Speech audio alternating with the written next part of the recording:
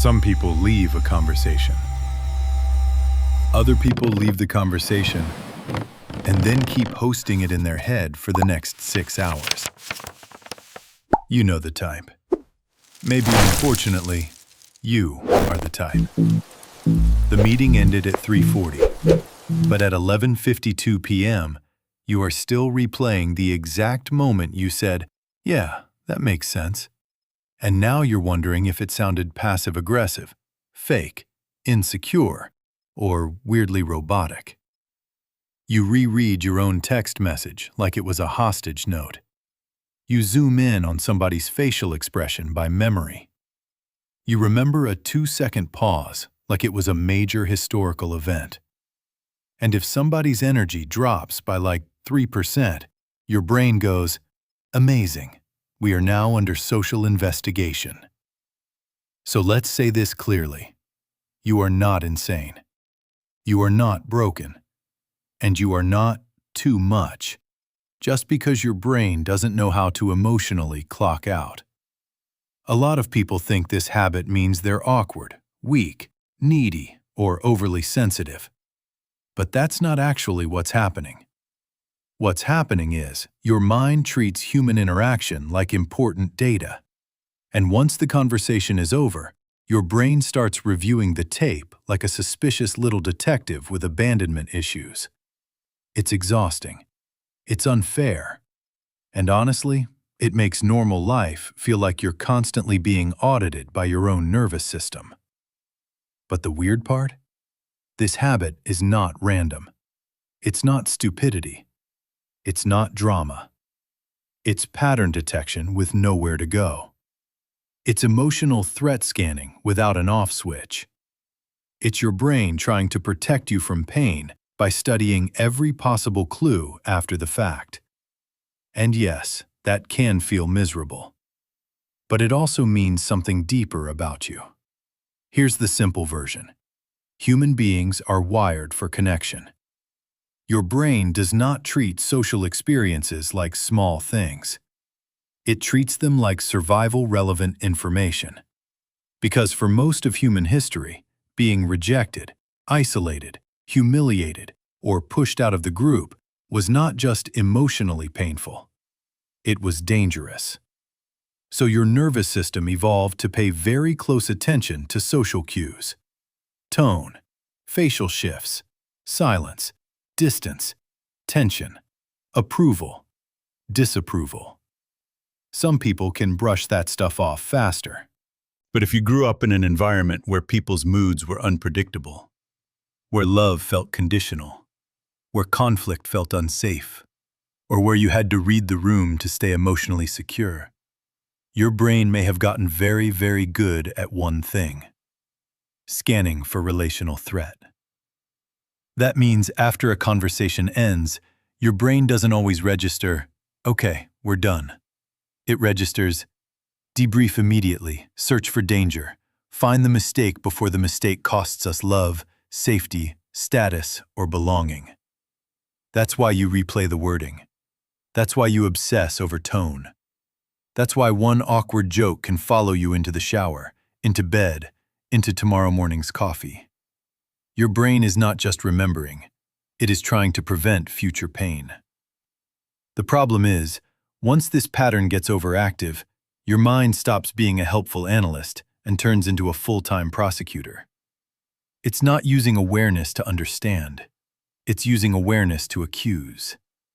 And that's where the suffering starts.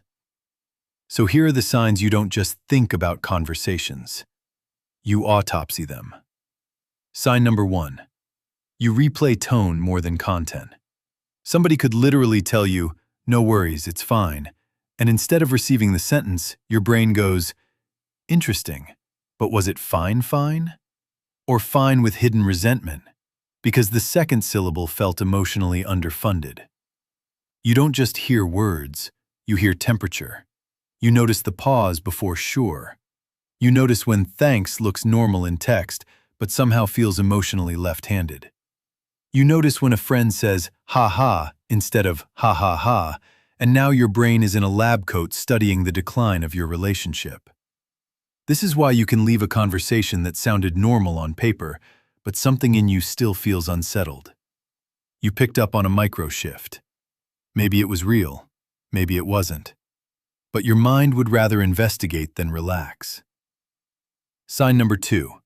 You assume the awkward moment mattered way more to them than it probably did. You make one slightly off joke in a group setting, and now your brain treats it like you detonated your social future. Everybody else moved on. The conversation kept flowing. The earth continued rotating. But you? You are lying in bed replaying your sentence from 4 different camera angles. You start editing reality in hindsight. I shouldn't have said that. I talked too much. I laughed too hard. I sounded desperate. I looked stupid.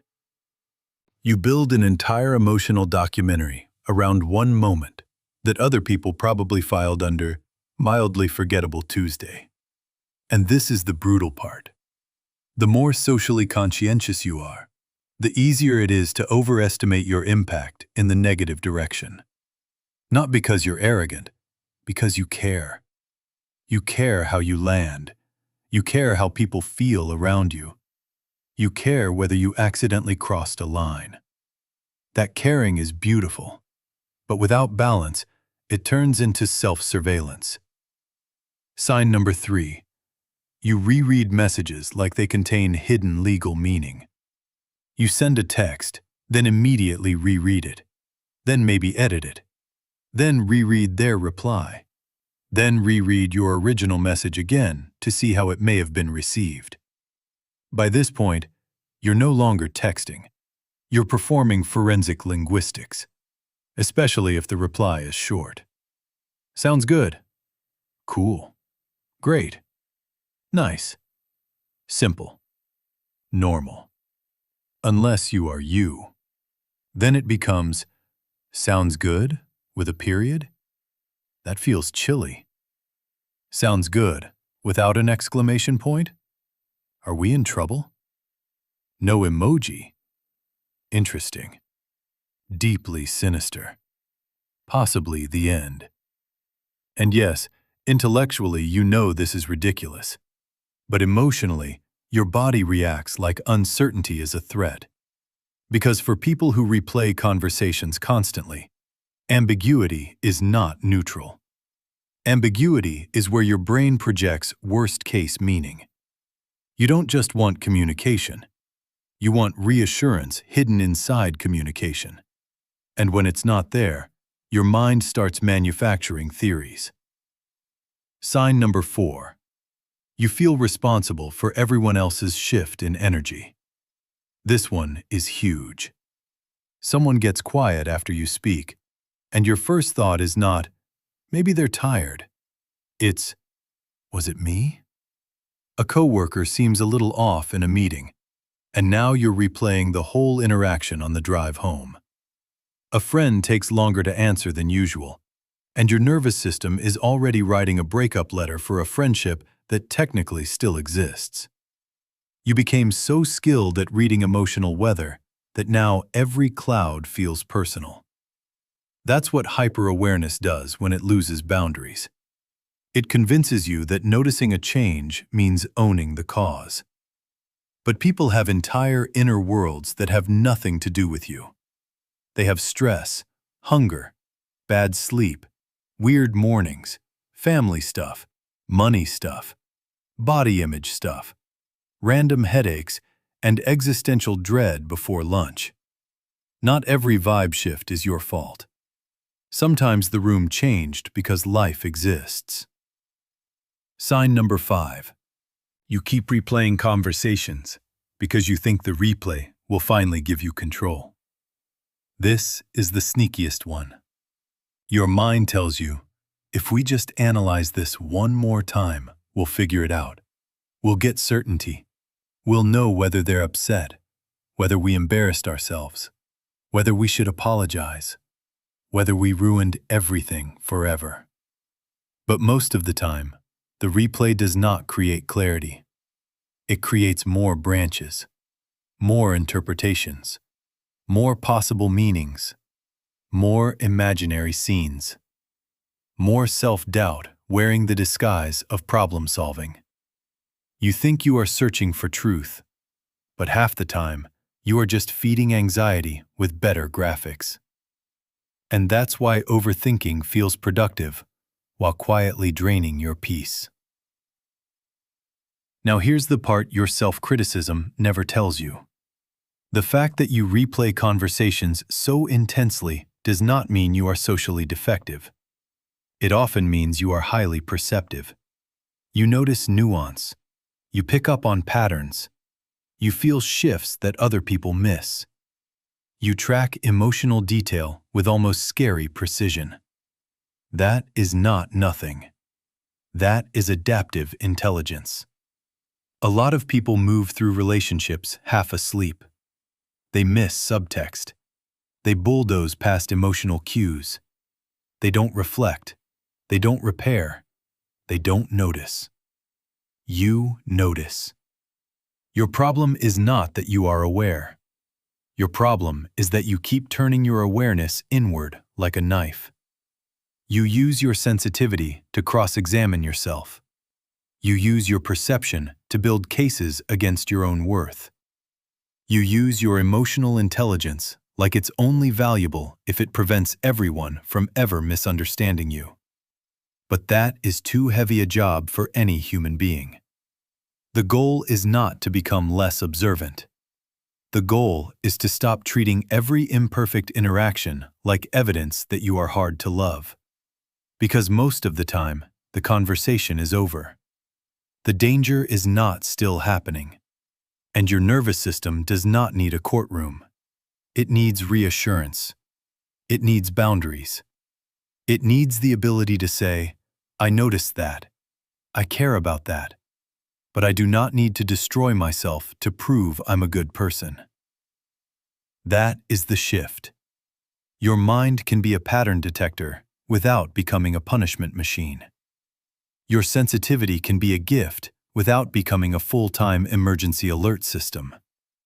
Your awareness can support connection instead of sabotaging your peace. So if you replay conversations in your head for hours, this is your reminder. You are not weak because you think deeply. You are not unstable because you feel deeply. And you are not broken because your brain learned to take people seriously. You may have spent years calling this overthinking, but underneath it is care, perception, protection, intelligence. Now it just needs gentleness, direction, and a little less self-interrogation. If this felt painfully specific, that probably means you found your people. So subscribe to Doodle Dynamics Lab, like the video, and send this to the friend who says, I'm fine, while mentally replaying a conversation from last Thursday. Because sometimes the trait you judge the hardest is the exact one that proves how deeply aware, emotionally intelligent, and quietly powerful you really are.